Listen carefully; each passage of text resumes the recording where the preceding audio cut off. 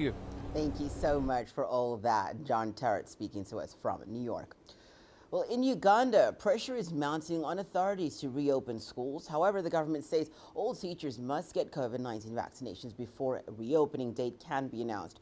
Uganda is the only country in East Africa where schools are still closed due to the pandemic. Isabel Nakira reports. Irene Namialo has had to cut back on home learning for 2 of her children. She could not continue with online classes because it's costly. Her children are now stuck at home, helping her with household chores. We tried online lessons, but they seemed expensive for us because we had to buy more than one gadget. And then the time we were trying it, it was consuming a lot of internet. Ugandan schools were shut down in June for the second time in 2 years after coronavirus cases went up. Namialo feels let down for her children and millions of others missing out on school.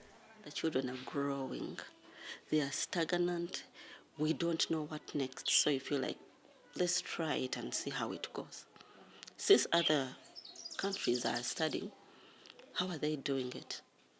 Maybe we can also copy what they're doing, their strategies, and we could succeed. Yes, we can't. I feel like we just can't sit and do nothing when we haven't tried at all. Namialo's daughter Leah is anxious to begin school despite the pandemic. If we keep on doing nothing, like staying at home without doing anything, it will not do us good. And some of us have missed a lot at school. So we need to go back to school to recover those things. The government insists a safe reopening of school will only happen after all teachers are vaccinated. Only about 16% of teachers are fully vaccinated. In the meantime, we are going to continue intensifying the campaign for vaccination of teachers. UNICEF says millions of children in Uganda have been left out of online learning. Only 1% from the poorest households have used digital mobile learning apps. The digital divide is not allowing the majority of children in Uganda to benefit from the possibility of e-learning. The Children's Agency is also concerned that thousands of children are unlikely to return to school due to early pregnancy. UNICEF says there's been an increase of 22% in pregnancy among girls aged 10 to 24 years in the last 1 year in Uganda. And it says when children are in school, it's likely these numbers will go down.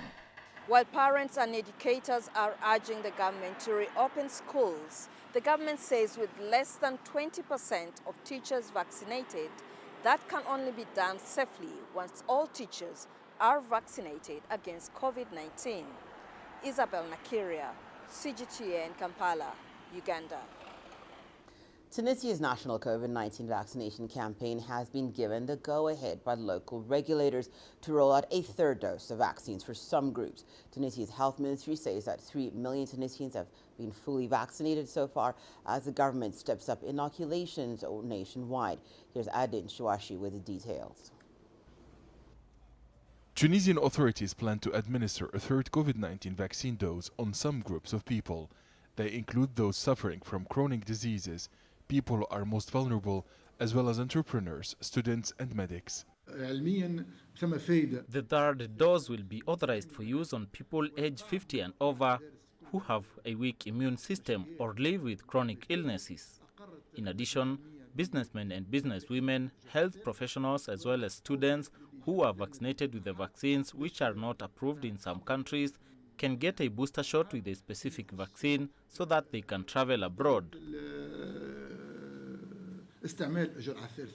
Experts say it's not possible to administer a third dose on someone until at least 7 or 8 months have elapsed from the date since the person got the second shot. Scientifically speaking, a third dose can boost the immune response. The scientific committee has given preliminary approval for booster shots. Now the vaccination committee is preparing a project for this operation to be implemented. Millions of doses have already been delivered to Tunisia. The Minister of Health says health officials will step up the vaccination campaign across the country. The health situation is improving. More than 3 million Tunisians are fully vaccinated. This is an important step, but it's not enough. Our work continues until we develop herd immunity. The COVID-19 pandemic is a top priority, but we should not forget that there are other diseases in the country.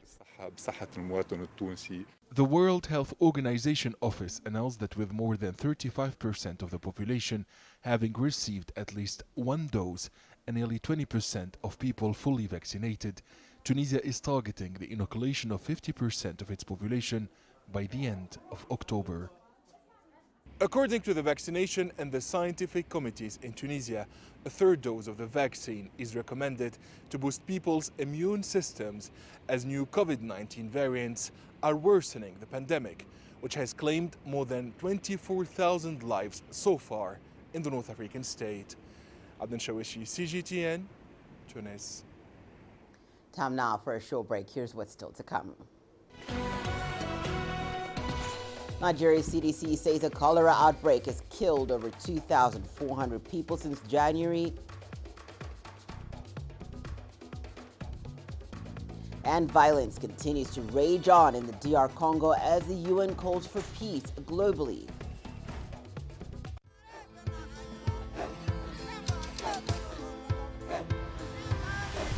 Africa is a continent of diversity, with varied climates and enchanting geography, and a people so distinct, but with a shared enduring spirit. We are at the heart of the continent to bring you the untold stories. Let's have a look. We celebrate Africa as it shapes its own destiny.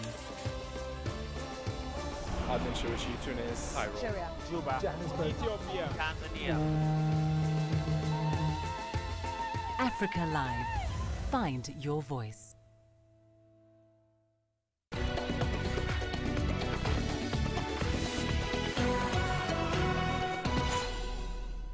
Welcome back. You're watching Africa Live. Health authorities in Nigeria want to raise awareness about sanitation as a way to stop the spread of a cholera outbreak. The Nigeria CDC says the outbreak has killed over 2,400 people in the country since the onset in January of this year. CGTN's Kelechi Mekelama reports. Godwin Dondo observes personal hygiene before entering the hospital for his final checkup. He was admitted here having suffered a bout of cholera. He admits he'd been careless with his hygiene and may have contracted the disease from contaminated food and water. Had there been I was not in that hospital, this hospital on that very day, I would have gone. My story will be a history. Since I got discharged in this hospital, I never take pure water. I always take bottled water. And I mind the type of food I eat. I don't eat anyhow again. Cholera is a bacterial disease that causes severe diarrhea and dehydration. It is typically contracted from contaminated water and food and can be fatal. This local clinic handled dozens of cases between August and mid-September alone. We saw about 36 patients, and all of them were treated, properly managed and discharged. But we had one fatal case. Cholera tends to affect people or low socio-economic status, so you will not discover that those who are poor and out will not do as well as those who have been looking at themselves, have good nutrition, have been having good food intake. Now health authorities are pushing for increased awareness on public sanitation and personal hygiene, especially in rural communities with no access to clean water and other sanitary essentials. You see people outside, they're eating all this open food.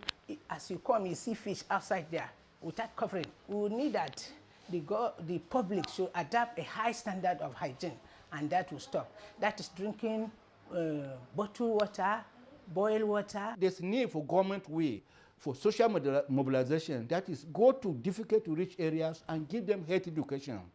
Health education means it's a preventive strategy that aims at educating people, giving them knowledge, change your attitude, and make them practice what they have been taught. Health authorities say new cases have decreased over the past week. They advise continuous personal and public hygiene, best practices to help contain the spread of cholera. Kelechi Emekalam, CGTN Abuja, Nigeria. While the UN marked the International Day of Peace with a call to the world to strengthen efforts aimed at ending conflicts, violence continues to rage on in countries like the DRC. This year alone, more than 1 million people have been displaced in the Democratic Republic of Congo. Reporting from the capital, Kinshasa, here's CGTN's Chris Ochamringa. A region in crisis.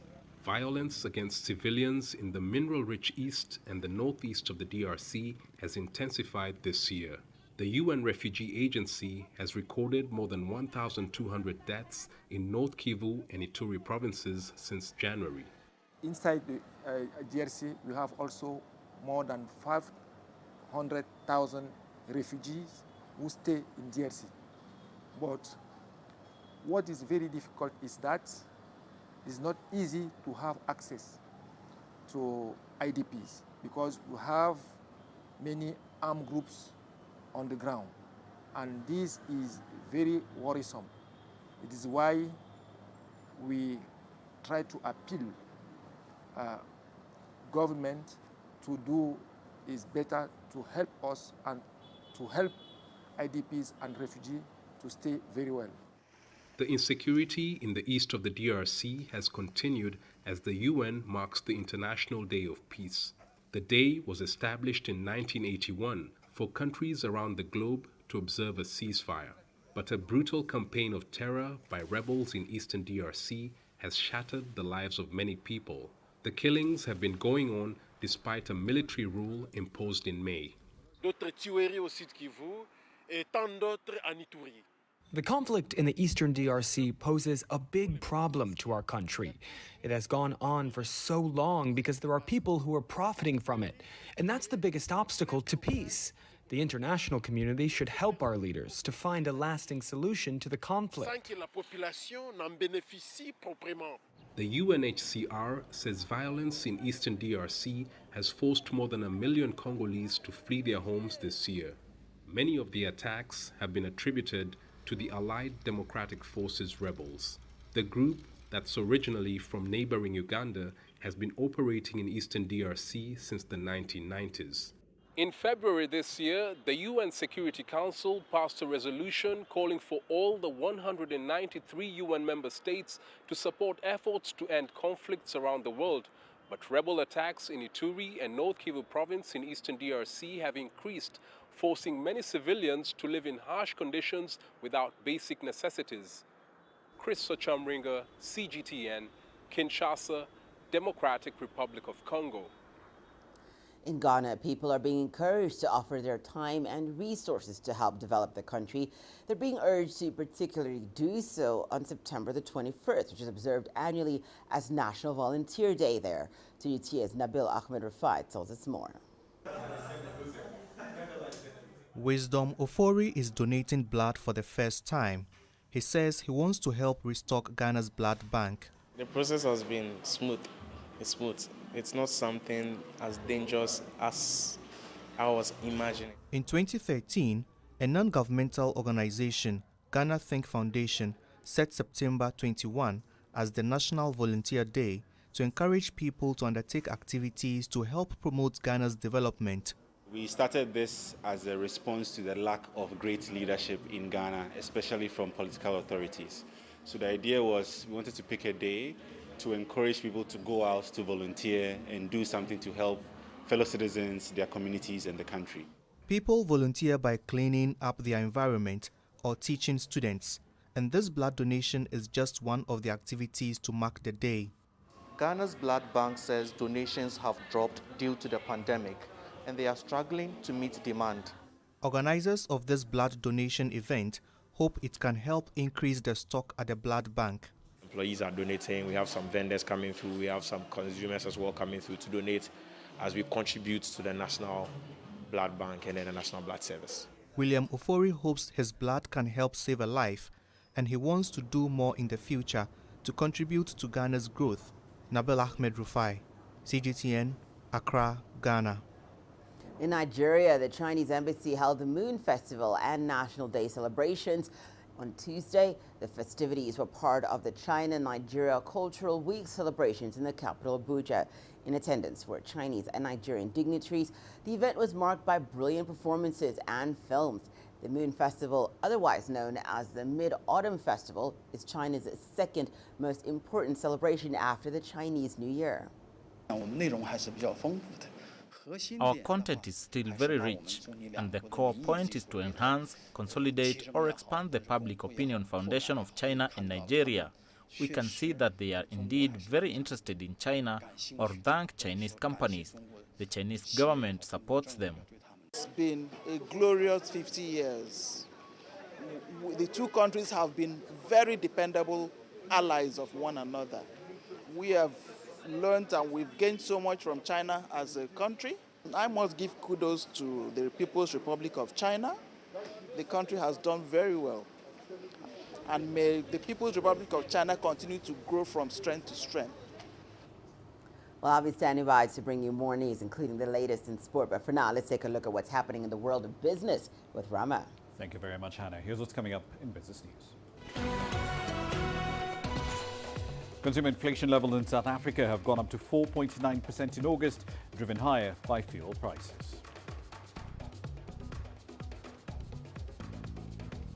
And the number of passengers using Kenya's standard gauge rail line has doubled in the first 6 months of the year.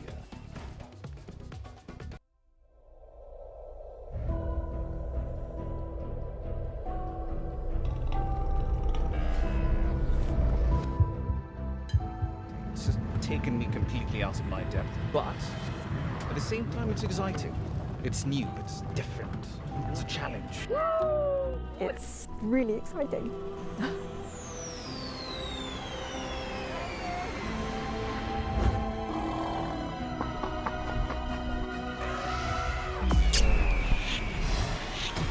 Over the last 14 hours of rain.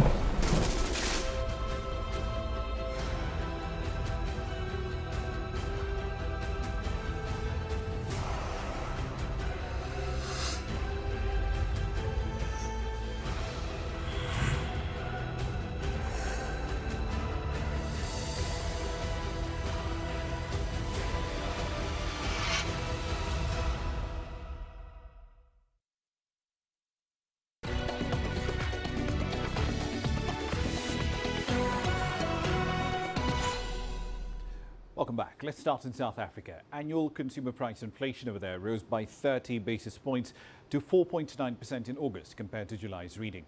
According to Statistics South Africa, this is the fourth consecutive month where the print is higher than the midpoint of the central bank's target range of anywhere between 3 to 6%. The increase was largely driven higher by increases in fuel prices. They hit all-time highs in the month of August, up nearly 20% compared to a year earlier.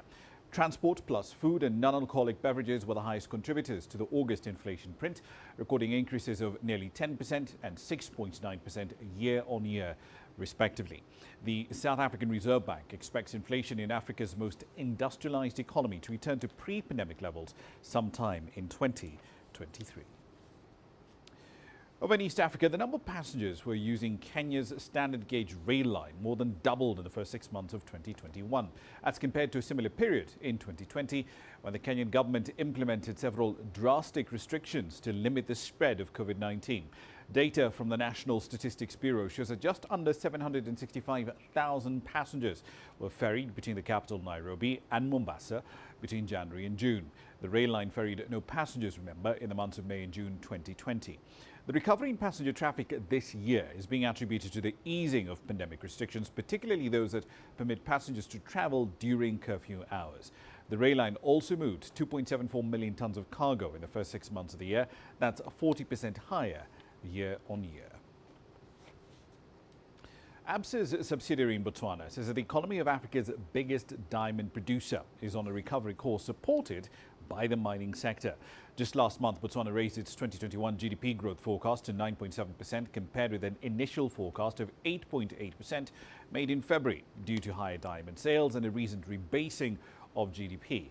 Now, the recovery in demand for diamonds, particularly in key markets like the United States and China, also helped to fuel a 41% jump in the sale of rough diamonds. Botswana has already seen a steady rise in confirmed COVID-19 cases during the peak of the pandemic's third wave. Authorities are now banking on the rollout of vaccines to curb the spread of the pandemic. Into the world of currencies now. Bitcoin prices have turned positive in the last few hours after falling by over 7% between the 18th and the 20th of September. In part, that decline was part of a broader market rout triggered by fears about a potential fallout from the debt crisis facing the Chinese real estate developer Evergrande. Bitcoin was 5.1% higher at 15:35 GMT at just over $43,000. The cryptocurrency had fallen under the $40,000 mark earlier in the day, hitting levels that we last saw back in August. Bitcoin, however, was not the only cryptocurrency to post a recovery today. Ethereum was over 8% higher to just under $3,000 at the same time. Now, the decline over the last 48 hours followed a major drop in US stocks on Monday as Wall Street's fears turned to China. Investors have a very uneasy over the deepening crisis around Evergrande. The Chinese real estate firm has over $300 billion in outstanding liabilities. Back into the continent now. Tanzania's government has rolled out the country's 2022 population and housing census. The statistics agency over there will be carrying out a pilot census in 13 regions ahead of the main event next year. Here's Daniel Kijo with the details. This is the most important data collection activity for any nation. And for Tanzania, the National Census 2022 will be the source of primary data at the village, town, and regional levels.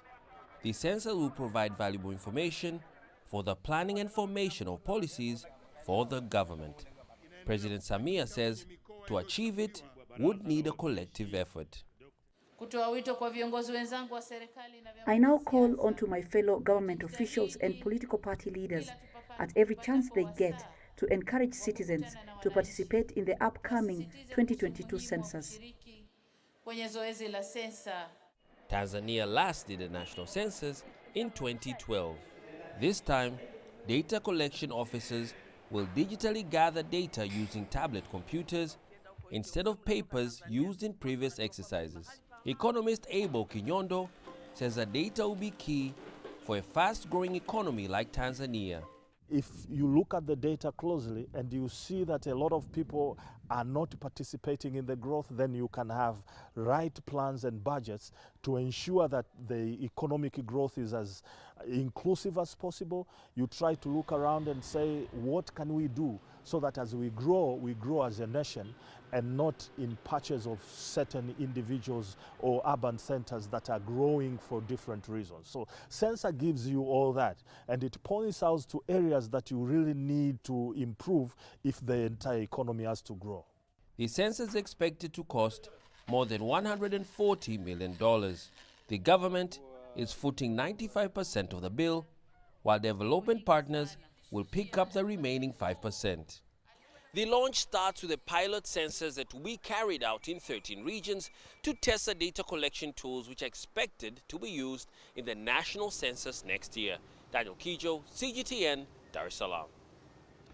South Africa has been a largely cash-heavy society, but the use of non-cash payment options has grown rapidly ever since the country went into one of the continent's strictest lockdowns some 18 months ago. Big retailers are now starting to explore automated payment options. Many, in fact, have introduced a range of online apps designed to make payments as seamless as possible. CGTN's Julie Shire reports. Safer and more convenient cashless shopping cottoned on quickly in South Africa's lockdown. 8 out of 10 South Africans have a credit or debit card in their wallet, but only 10 out of 100 small businesses accepted them. And because the behavior changed and people shifted from cash to card, small businesses had followed. They followed what their customers are requesting and have therefore really begun digitizing their businesses. The shift catapulted retailers big and small into a digital marketplace.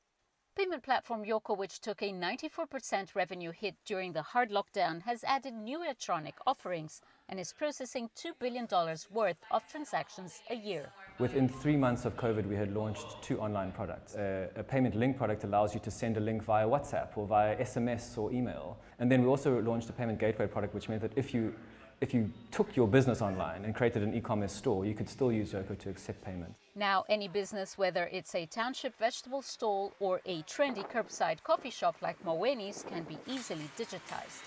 Yoko has helped my business a lot because they got quite a good platform, good tools that you can use for your business.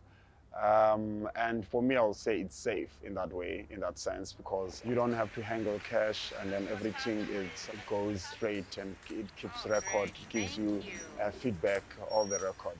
A business like this would usually run purely on cash, but digital platforms are making it easier to do business. I think almost everyone now is going cashless. I would say a majority of people, especially in this area that I'm in. Most people are using card, even the foreigners, some tourists, they're using card. So it's very nice for me. Yoko services around 160,000 small enterprises. It's also venturing into the largely untapped township business, where there's a huge potential for job creation. Julie Shara, CGTN, Cape Town, South Africa. Egypt's capital is suffering from an acute parking crisis that's partly blamed on a rapid increase in the number of vehicles on Egyptian roads. To further compound the problem, many contractors over the last few decades been completely ignoring regulations on building parking spaces. As CGTN's Yasser Kimna reports, however, for one firm, that crisis, as messy as it is, represents a compelling business proposition. Congested streets, overcrowded parking lots, and it's a nightmare for motorists, especially in Egypt's overpopulated capital, Cairo. It's a growing problem that the government is trying to solve long-term by developing the public transport system and building new cities to relieve the pressure. But in the short term, it's a huge headache. The government had to resort to building underground garages, which were very costly, until this innovative idea was introduced by a private sector company here in Egypt for the first time. And it is called the vertical outdoor parking area. This electric mechanism, that's been imported by a smart parking company, was first installed inside a small building constructed for this purpose at Roxy Garage in eastern Cairo. With this system, we are able to increase the number of cars parked in the same area. We started at Roxy Parking, where we have doubled the number of cars than in a normal garage. But that was an expensive project that cost more with the building and machinery. Here, we are using smart solution at less cost, and we are able to achieve our target. The updated smart solution has been put on trial at Heliopolis Sporting Club in Cairo. It's easy to operate by mechanically moving the car up and down or sideways. The vehicle can be recalled in less than 1 minute from its parking spot. It's a very good idea that will solve the parking problem in the club, and especially when it is installed in the whole area. It will double the number of car space here. It will also protect the car from congestion and skirmishes. It is safer and will avoid human errors associated with parking. The vertical garage can be installed as high as 6 levels. The importer has now built it locally with another partner. The risk was in locally producing the whole system and safety factor to be fully automated without errors or problems. This was a big challenge. We as the mechanical engineering team took over the mission and created the system in only 4 weeks and installed it here in 5 days. The system can also be installed at private villas or housing complexes, and that's why the company is planning to expand to other cities to help solve the parking crisis around the country for good. Yes, Hakim for CGTN, Cairo. One final story for you. China kept its benchmark lending rate unchanged for the 17th month in a row. The one-year loan prime rate, or the LPR as it's more commonly known, stood unchanged at 3.85%. The five-year rate, which influences mortgage prices, that remained at 4.65%. Both numbers are pretty much in line with market expectations. Now, the LPR is a benchmark for new bank loans to households and businesses. The rate is decided by 18 banks across the country. I'll leave you there for the time being, but I'll be back at the top of the hour. We'll be heading over to South Africa when we return. The country's forging ahead with plans for a new 2,500 megawatt nuclear power plant in a bid to boost the country's nuclear security. But it's also a bit more than that. Remember, this is a country where 90% of power comes from coal-fired power plants, and that fleet is aging fairly rapidly. So what exactly will this new build cost, and is it affordable? We'll explore that and plenty more live from South Africa at the top of the hour. See you then. For now, back to Hannah. We're looking forward to that, Rama. We'll see you then. Let's now take a short break and return. We'll look at how Chinese farmers are growing exotic fruit in Kenya.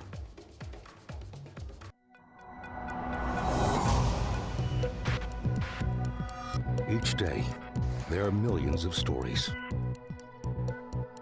Each one can open new perspectives, new possibilities. Wherever you look, we are. Explore.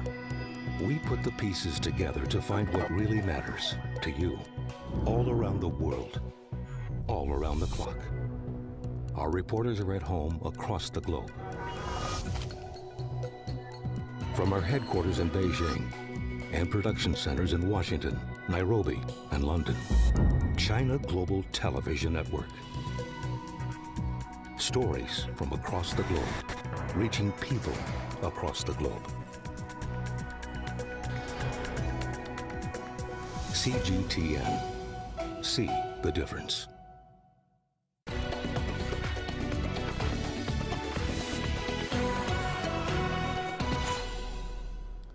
A Chinese-owned farm in Kenya is making strides in introducing exotic fruits to the country. The Cairo Ecological Farm, which is located in Kenya's Rift Valley region, is working at meeting the increased international demand for the fruit. CGTN's Nick Mudimba has more. The Cairo Ecological Farm is located in Kenya's Naivasha town, which is renowned for flower farming. A group of Chinese farmers opened was water. The lake water is available. Second was the type of soil, and we saw if the flowers are doing well here, probably the dragon fruit could do well. What started on a small piece of land on trial now boasts 260 acres of farmland. But setting up at first wasn't easy. We started the farm in 2019. At the beginning, it was not so easy, but with time, it got easier. When we came here, the fruit was not in the market and it was difficult, but with people testing the fruit, it got better. We have exported in Europe in countries like Italy and Spain, and the reception has been good. At the moment, we already have orders for the fruits.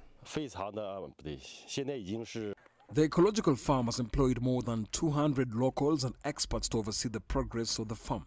And some of the fruits and seedlings they grow and have are dragon kiwi seedlings, lychee seedlings, longan, carambola, guava, fig, mangosteen, lotus, grape, citrus, honey peach, muskmelon, honey melon, and other 30 kinds of tropical fruit seedlings. When we started out with strawberries. And the reception in the market was okay. The first ones were big, but as we continued with the production of them, the market reception wasn't that good. So we decided to engage more in dragon fruits because when it comes to, they last long. Actually, they can stay for like 3 months. Besides growing these fruits, the company, in collaboration with the Chinese Embassy in Kenya, also organizes training courses targeting those in the sector to attend the sessions in China. The introduction of exotic fruits in this area has not only added nutritional value to the users, but it has also exerted pressure to the producers to add more acreage due to the demand that is rising big time in this area, both in the local and international markets. Nick Mudimba, CGTN, Nakuru County, Kenya. The sport news is still to come here on Africa Live. Here's what you can expect. three-day women's-only sports festival draws to a close in Tanzania.